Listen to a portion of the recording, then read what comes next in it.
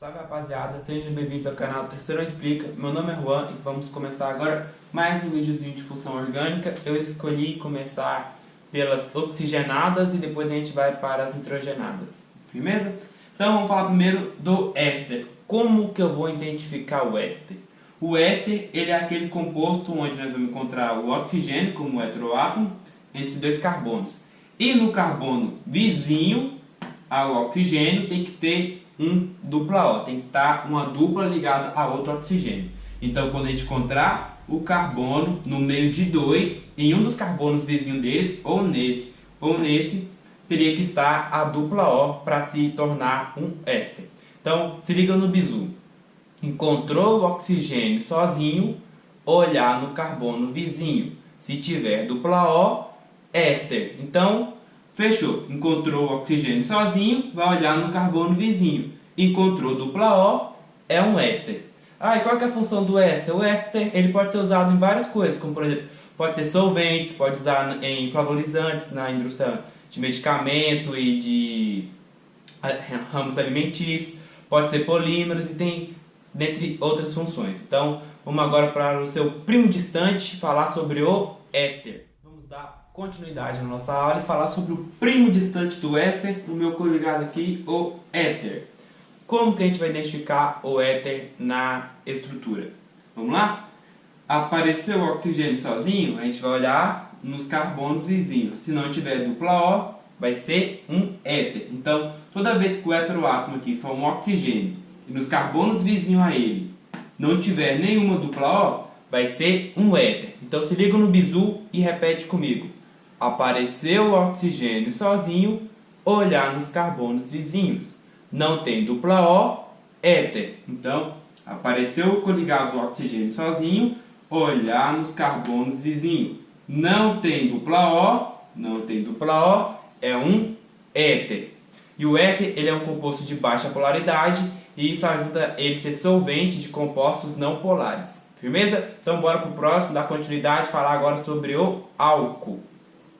Agora do mano velho, mais importante, o álcool.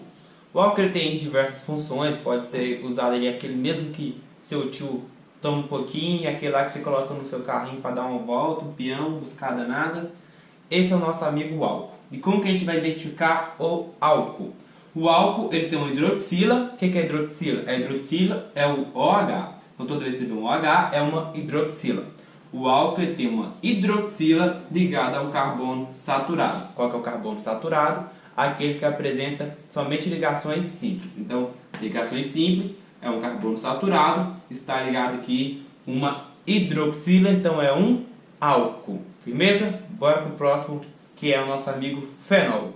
Vamos dar continuidade aqui e falar sobre o fenol. Como que a gente vai identificar o fenol? O fenol ele vai ter uma hidroxila ligado a um anel benzênico.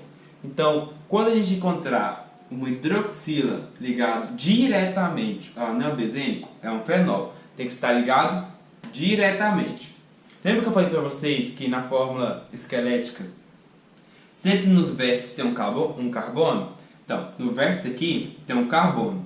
E aí a hidroxila está ligada nesse carbono. Então aqui é um álcool e não um fenol. Para ser um fenol, a hidroxila tem que estar ligada no anel benzênico, diretamente. Não pode ter ligado a um carbono e esse carbono está ligado ao anel benzênico.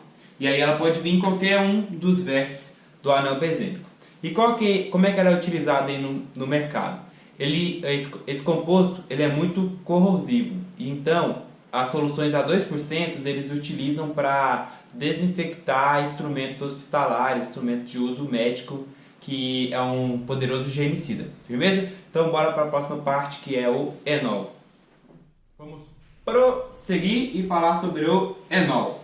O enol ele vai ter uma hidroxila, que é o OH, ligada a um carbono, e nesse carbono ele é insaturado. Dupla ligação com carbono se torna um carbono insaturado. Então, quando nós encontrarmos uma hidroxila ligada a um carbono insaturado, ele é o enol. O enol ele é um composto muito instável. Então, pega a visão, hidroxila com carbono insaturado é o meu amigo enol. Bora pro próximo? Vou falar agora da minha amiga cetona. A cetona, como a gente vai identificar ela na cadeia? A gente vai encontrar um carbono que está realizando uma dupla O e dessa vez não vai ter um oxigênio vizinho a ele, e sim vai estar entre dois carbonos. Então, quando nós encontrarmos um carbono com a dupla O entre dois carbonos, um carbono dupla O entre dois carbonos é uma cetona. E é um composto bastante utilizado ali nos produtos farmacêuticos e na extração de óleos vegetais. Então, mais uma vez, apareceu o carbono dupla O, olhar nos seus vizinhos, se só tiver carbono, ele é uma cetona. Falando de mais uma função orgânica, o aldeído. Como a gente vai identificar o aldeído? O aldeído, ele vai aparecer um carbono com dupla O, semelhante à cetona, só que entre eles não vai ter carbono. Entre o carbono na sua vizinhança não tem carbono dos dois lados, somente de um. E na outra extremidade vai ter um hidrogênio. Então, quando nós encontrarmos um carbono dupla O e entre ele tiver um outro carbono e um hidrogênio, vai ser o aldeído. Então, repete comigo aqui: carbono dupla O, de um lado carbono e do outro hidrogênio, um aldeído. E qual que é o aldeído que a gente mais conhece?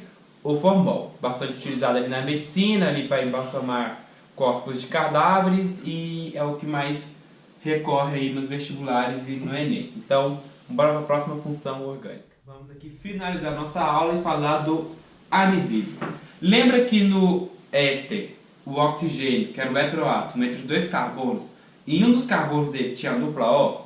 No anidrido, nos dois carbonos vizinhos deles vai ter a dupla ligação com O.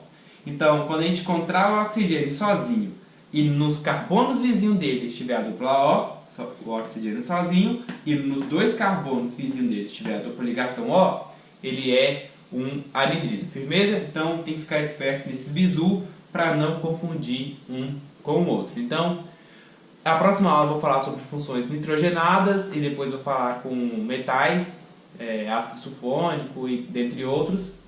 Então, depois disso tudo que eu vou vir falando sobre a nomenclatura, porque cada uma desses tem um tipo diferente de nomenclatura. Então, primeiro eu vou ensinar a identificar, depois eu vou ensinar a nomear. O mais importante é identificar, mas se sobrar um tempozinho eu mostro para vocês como nomear. Firmeza? Então, deixa o like aí, se inscreve no canal, me ajuda a ganhar um pouco de dinheiro aqui, $1, para me pagar o meu irmão editor aí, o Rafael. Firmeza? Então, deixa o like, é nóis!